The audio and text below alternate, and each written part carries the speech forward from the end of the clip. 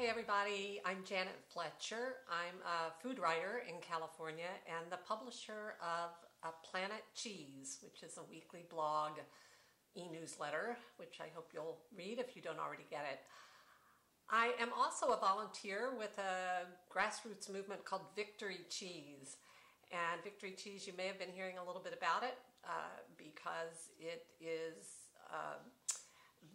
a very important movement right now with a lot of dairy farms struggling and cheesemakers struggling to sell their product.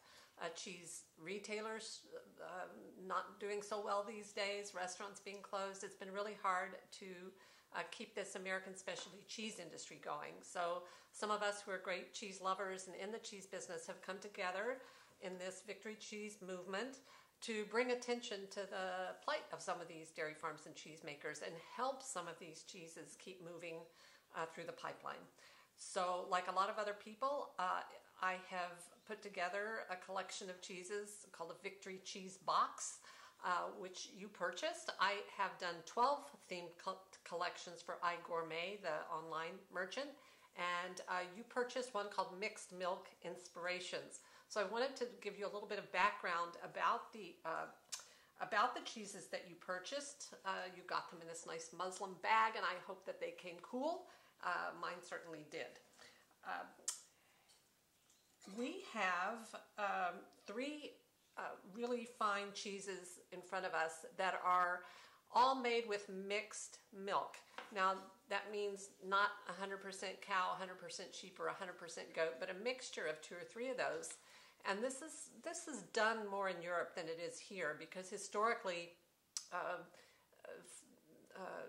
cheesemakers have had mixed flocks. They may have had sheep and goats, or they had sheep and cows. So they just used what they had when it came time to make cheese.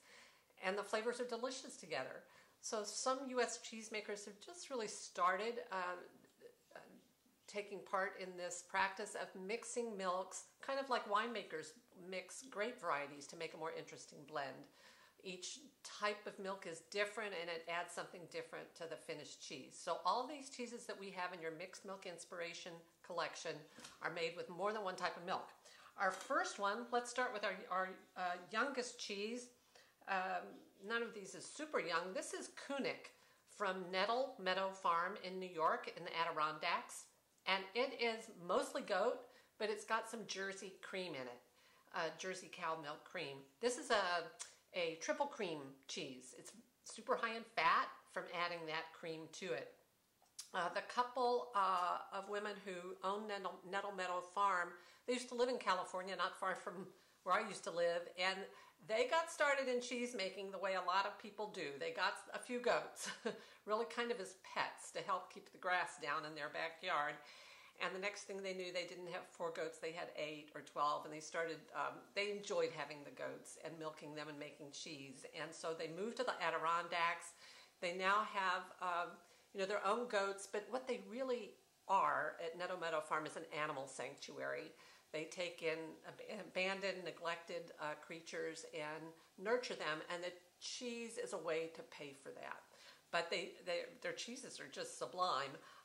This one you can see has a bloomy rind. I can tell this is a pretty mature piece of cheese because the rind is kind of dying back. It's not when this cheese is young. The rind will be super white, snow white, and you can see it's really kind of dying back. So that means this is a more mature piece of cheese. When you cut into it, it's going to be very creamy, buttery, luscious, like triple creams are. Hopefully not too salty, but you just look for that luscious, spreadable, buttery texture and a cultured milk kind of taste, like sour cream or creme fraiche. Definitely a dessert cheese. I consider it too rich, really, to enjoy before dinner. Beautiful dessert cheese with sparkling wine.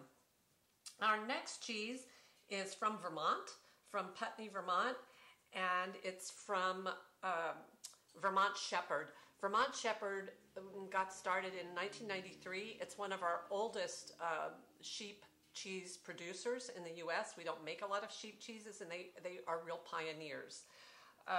And this cheese is called Invierno, which is Spanish for winter.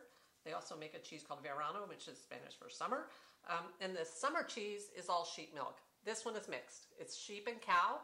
And look at this beautiful butter color, really pretty, even butter color.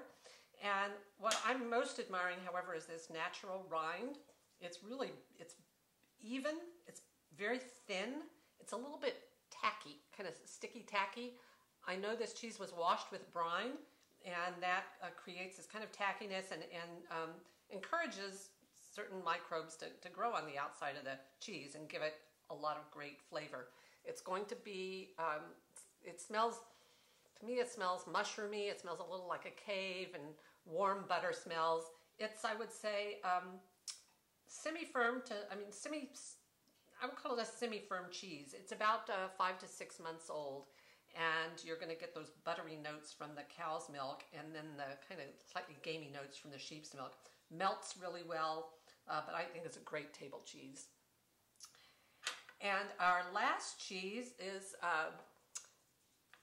kind of the trifecta of mixed milk cheeses. It uses all three, sheep, cow, and goat's milk. It's from Hook's Cheese Company in Wisconsin, tiny town called Mineral Point, Wisconsin. And the cheesemakers, Tony and Julie Hook, husband and wife, have been making cheese for, I think, almost 45 years together. They have heaps of ribbons. They still love to get creative with cheese. They're mostly known for their cheddars and their blues, but this cheese they created, this is one of their more recent creations, and it's been around maybe 6 or 7 years. It's called You Calf to Be Kidding, E-U-E, You Calf to Be Kidding. It has sheep's milk, cow's milk, and goat's milk in it, and it is, I don't know if it still is, I know it was when it was created, the only 3-milk blue cheese in the U.S. I don't know of another one even today. So they're clearly having fun with it. And what the cheesemaker Tony Hook says is that he was trying to just balance the milks, to make a cheese where you could, you know, taste that butteriness of the cow's milk, the lemoniness of sheep's milk, the kind of tang of goat's milk, but none of them overwhelmed. He would never tell me what his proportion is. That is a proprietary secret. But you can see the holes where they pierced the wheel. That's how you get the blue to grow.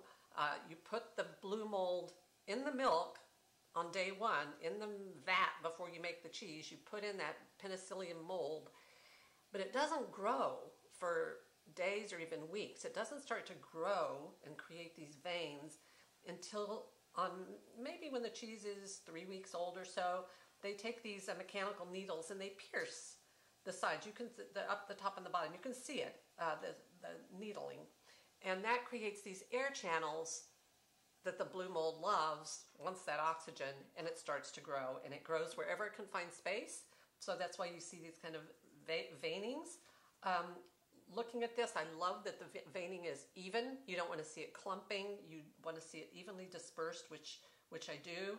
And when I taste it, I know this is not a wimpy blue. It's fairly peppery, very creamy, and it's a blue cheese for blue cheese lovers. It has a lot of personality, and I hope when you taste it, you'll think a bit about whether you're,